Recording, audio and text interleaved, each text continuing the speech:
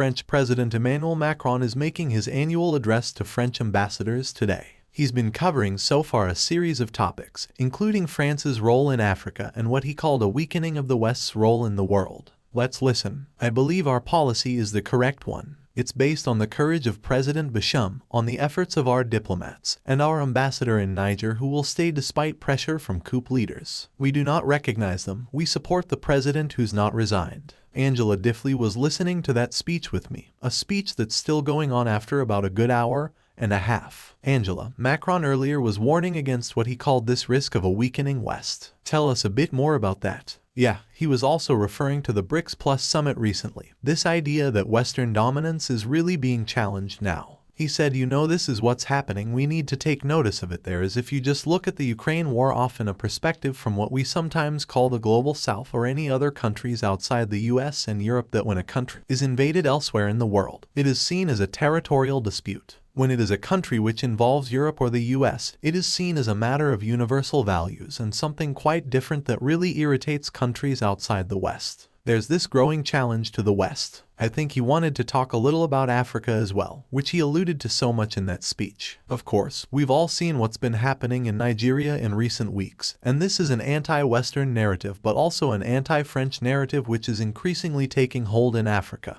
We saw it in Mali, in Burkina Faso, and in Indonesia. Emmanuel Macron was very forceful in his defense of French interventions in those countries. He made it absolutely clear to the ambassadors that it needs to be got across to the world that those governments invited France in to help them try to combat jihadist forces. He was very concerned about this narrative taking hold. These wars are often not popular within France. A lot of French soldiers die in them. And he was very keen to get across that this isn't France rampaging around Africa. Governments asked France in. They did make efforts to combat jihadists with limited success.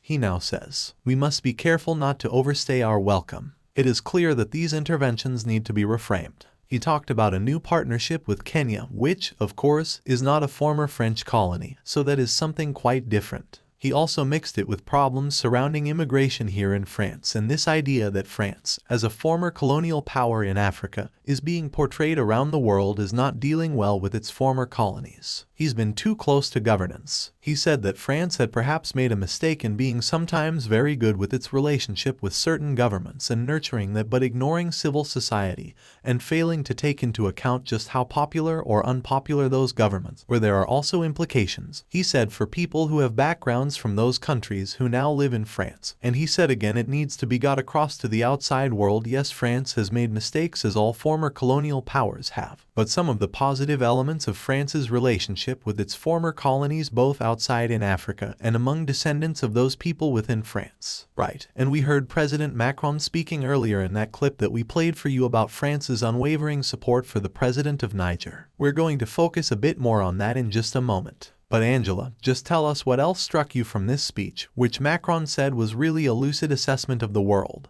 In his opinion, yeah, this was an extraordinary speech looking at the entire world. Although he said he wouldn't, he even talked about polar regions and also looking pretty much at the future and all its problems, ranging from mineral resources to artificial intelligence to climate challenges. And of course, the fact that everyone needs to pull together to work on them. Two very important takeaways. He talked about the European Union having a greater role with NATO. France has recently become much more supportive of Ukraine joining NATO. That is new. It's not new in this speech, but it's a recent development. It vetoed the idea of NATO membership or blocked it before. It knows that it's not going to join very soon because the US is against it. The other idea, which is fairly new, which he alluded to, is the expansion of the European Union. France in the past was very much against that. Angela, thank you for that. Prince 24's Angela Diffley. Note, some parts of the text were difficult to punctuate accurately due to unclear phrasing and missing context.